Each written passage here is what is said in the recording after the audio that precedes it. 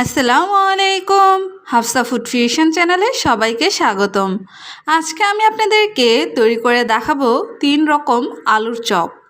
রোজার মাসে ইফতারের আইটেমে কিংবা বিকালের নাস্তা হিসেবে আমরা আলুর চপটা খেয়ে থাকি।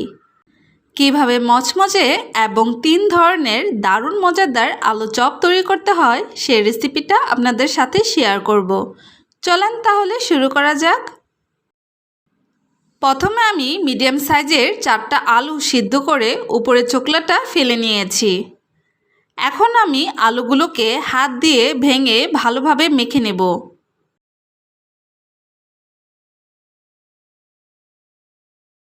আমার ভালোভাবে মাখা হয়ে গেছে।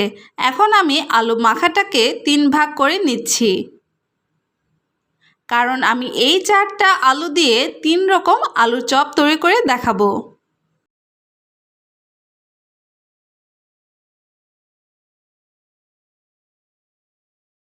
প্রথমে আমি শুকনো মরিচের আলু চপ তৈরি করে নেব।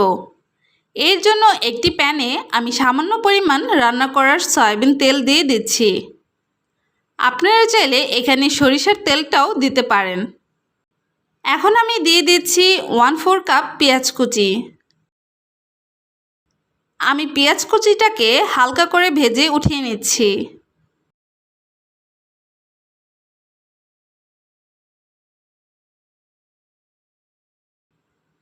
আমি এই তেলে দিয়ে দিচ্ছি 5-6টা শুকনো মরিচ। আমার শুকনো মরিচটাতে ঝাল কম। যারা ঝাল কম খান তারা 3 থেকে 4টা শুকনো মরিচ নিতে পারেন।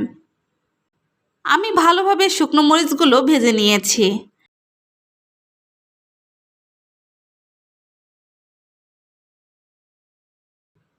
এখন আমি শুকনো মরিচের বুটোগুলো ফেলে দিচ্ছি।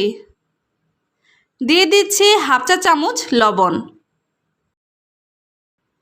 লবণটা দিয়ে ভালোভাবে শুকনো মরিচটা ভেঙে ভাজা পেঁয়াজের সাথে মিশিয়ে নিচ্ছি। আগে থেকে মেখে রাখা আলু সিদ্ধ থেকে 1 ভাগ দিয়ে দিচ্ছি পেঁয়াজ এবং শুকনো মরিচের মিশ্রণে। এখন আমি ভালোভাবে আলুর সাথে মিশিয়ে নিচ্ছি। মিশানো হয়ে গেছে। এখন আমি আলু চপের শেপটা দিয়ে নিব। আমি ভালোভাবে 2 হাত ধুয়ে নিয়েছি। দেখুন আমি কিভাবে শেপ দিয়ে নিচ্ছি।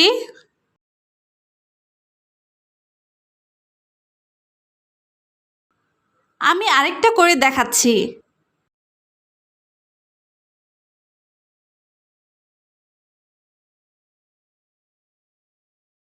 এইভাবে করে আমি বাকিগুলো শেপ দিয়ে নেব। আমার সবগুলো আলু চপ শেপ দেওয়া হয়ে গেছে। এখন আমি সাইডে রেখে দিচ্ছি। আমি দ্বিতীয় আলু চপের বেসটা তৈরি করে নেব। এর জন্য একটি প্লেটে আমি 1/4 কাপ দিয়ে দিচ্ছি পেঁয়াজ কুচি। তার সাথে দিয়ে দিচ্ছি 4-5টা কাঁচামরিচ কুচি। এখন আমি দিয়ে দিচ্ছি 1/2 চা চামচ লবণ। আমি সবগুলো একসাথে ভালোভাবে মেখে নিচ্ছি। এখন আমি দিয়ে দিচ্ছি একটা সিদ্ধ ডিম। আমি ডিমটাকে পেঁয়াজের সাথে ভালোভাবে মেখে নিচ্ছি।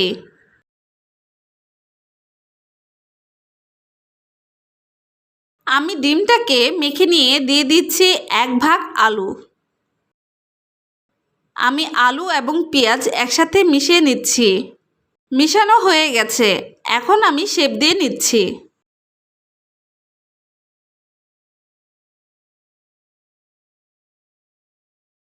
আমার সবটুকু আলু শেপ দেওয়া হয়ে গেছে। এখন আমি সাইডে রেখে দিচ্ছি। আমি তৃতীয় আলুর চপটার বেস তৈরি করে নেব। আমি একটি ডিম কাটার মেশিন নিয়েছি। এই ডিম কাটার মেশিনটা দিয়ে আপনারা যে কোনো শেপের ডিম কেটে নিতে পারবেন। আমি একটি সিদ্ধ ডিম নিয়েছি। আমি এই কাটারে রেখে ডিমটাকে কেটে নিচ্ছি।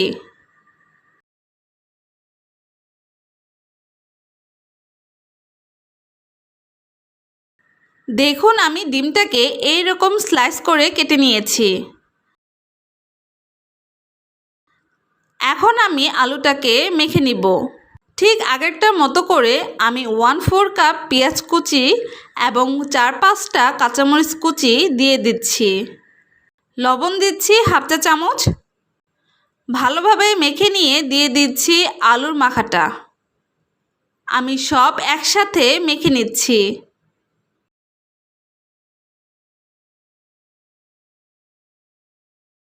আমি একটু পাতলা পাতলা করে আলু চপের শেপ দিয়ে নেব।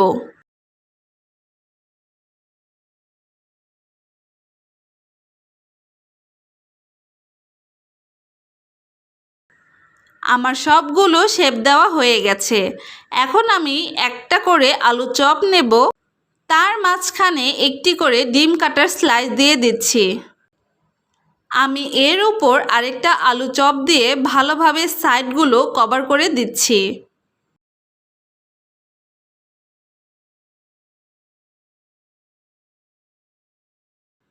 এরূপ করে আমি বাকিগুলো তৈরি করে নিচ্ছি।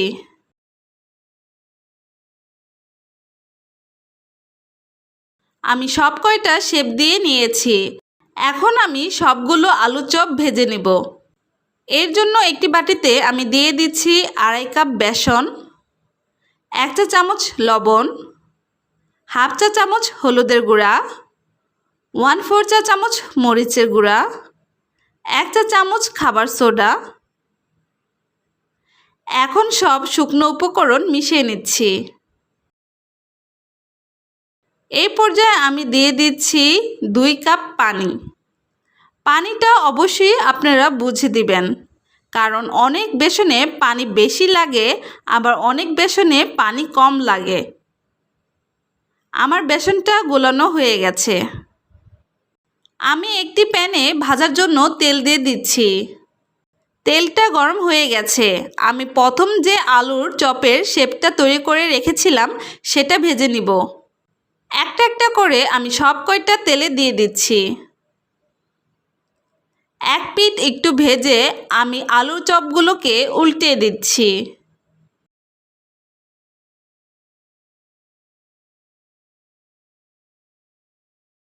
আমি এই পিঠ ও পিঠ করে প্রায় 6 থেকে 7 মিনিট ভেজে নিচ্ছি।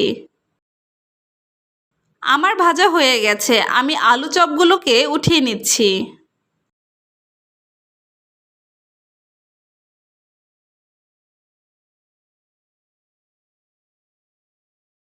এখন আমি দ্বিতীয় আলু চপের বেসটাকে ভেজে নিব।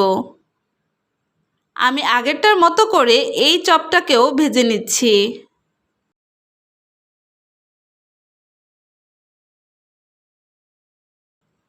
আমার ভাজা হয়ে গেছে। আমি আলু চপগুলোকে উঠিয়ে নিচ্ছি।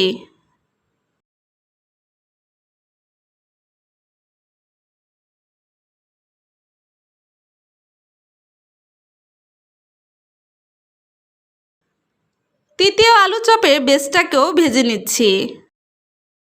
এই চপটাকে একটু সময় নিয়ে ভাজতে হবে, কারণ এই আলু চপটা একটু মোটা হয়। আমার ভাজা হয়ে গেছে। আমি উঠিয়ে নিচ্ছি।